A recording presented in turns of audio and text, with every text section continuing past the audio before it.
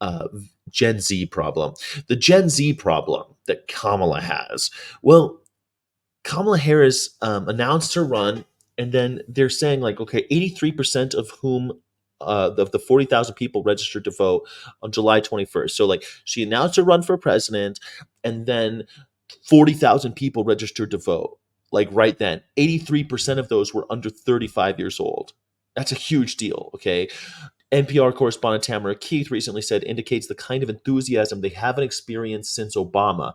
But can the Harris campaign harness the energy of what Obama did? Because the thing was, Obama like went hard at the young people. I don't know if you remember, but back that was 2008, and like social media was pretty new, and all of a sudden you got a bunch of Obama ads, and it was all over the place. Obama, Obama, Obama, Obama. Everyone liked him. Back in 2008, unprecedented effort to target young voters during the Democratic primary, organized 175 student chapters in Iowa, which led to a burst of youth participation in the caucuses. Big deal. Inclusive message helped lead him to a landslide victory. That's pretty good, right? The problem is not 2008 anymore. It will be undoubtedly more difficult, partly because like she's only been in the race for a little while, you know what I mean? And they weren't so excited about Joe Biden. No one really like young people didn't give a shit. I'm not Gen Z and I didn't give a shit. I still don't endorse anybody, and I all the views are mine and don't represent those of any group or organization. But a Pew Research Center poll found that less than half of young voters have a favorable view of Harris, and her campaign has far less time than usual to convince them to check the box next to her name. After looking at the data and speaking with Gen Z voters from across the political spectrum, it's clear that time is not the only hurdle she faces. Huh.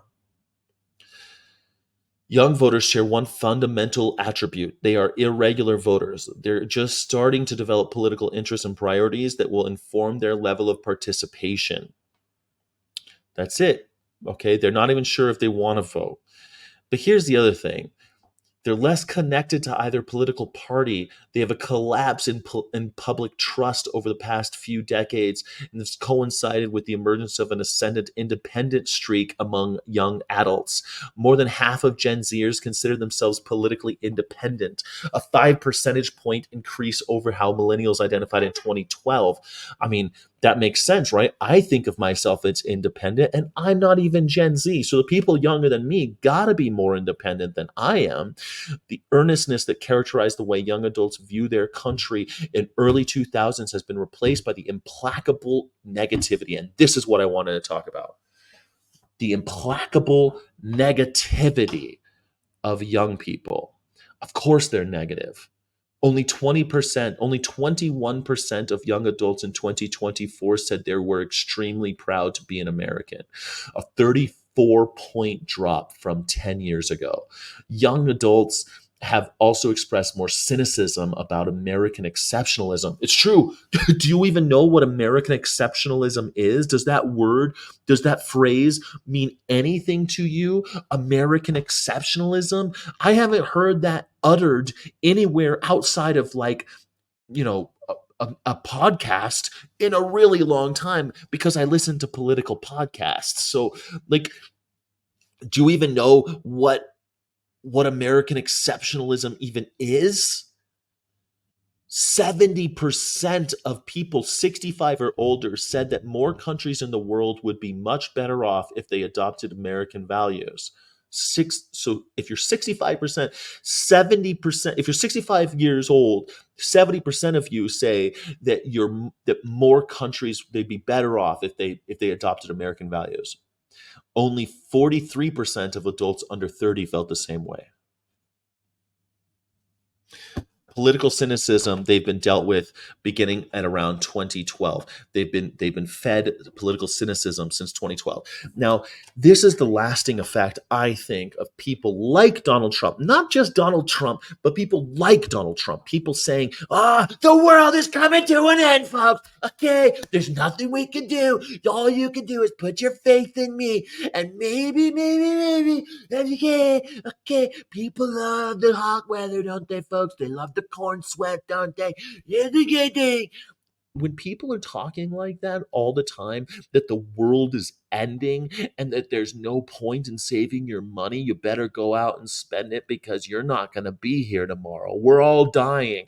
That's what is constantly being fed to them since 2012. Yeah, that makes sense. In 2016 is when Donald Trump won. In 2012 is when he probably started talking about how Barack Obama wasn't born here and that the country doesn't like white people and all of the crap that he used to say about how white people are getting the short end of the stick now because Obama and blah, blah, blah, blah, blah.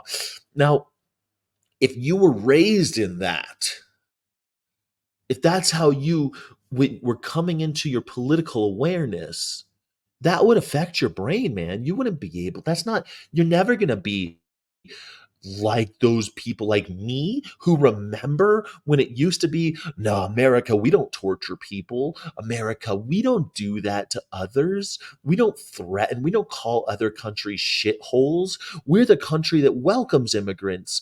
We are the country for everyone. We're the ones that make a difference in the world. We care about the world. We're going to lead the world in everything to save the world. That used to be what Americans thought. American exceptionalism was the idea that Americans could, that's it, that Americans would innovate, that our ingenuity would guide the rest of the world so that we can find new solutions and new ideas to forge a new future. No one's talking like that anymore. Not since Barack Obama has anyone talked like that. Now, maybe cynicism's good, right? Or I would say critical thinking is good. Questioning people, is this a good idea? Is this real? Are you being truthful? I love it when people ask questions like that of their politicians, political leaders. But if you think that America's just shit, why would you bother getting behind a candidate? I mean, some of these statistics make me look in the mirror, and I feel the same way. I don't believe most of what I see anymore. I barely believe the accepted narrative when it comes to what happened to Trump at that rally when that incel tried to shoot him. I don't even know if that was real anymore. I don't even know if maybe this will, I start thinking maybe conspiracy theories, maybe there's something to them. Maybe really it was the plan all along that Biden wanted to be a bridge president, like he said in the beginning back in 2020, and that he waited till after the after the debate to pull the switcheroo. Maybe that was why, in order to avoid a an embarrassing primary. Maybe that's why they did it, and that wasn't the accepted narrative that we all have come to believe is bullshit. It's scary to me that I question all of that. I think it's all a ruse. And young people, they've got to have it worse. If I'm thinking like that, they've got to be thinking worse things. And it's scary to me. And we've got a Gen Z problem. Yeah, we have a Gen Z problem because of the lasting effect of people like Donald Trump telling Americans that America ain't shit, that America sucks, that everything sucks, and that you suck, and that we can't do shit, and the environment stuff isn't real, and that all the other countries suck. Like that type of negativity, man, it's gonna kill us. It's gonna kill us. Anyway, try to stay positive, would you?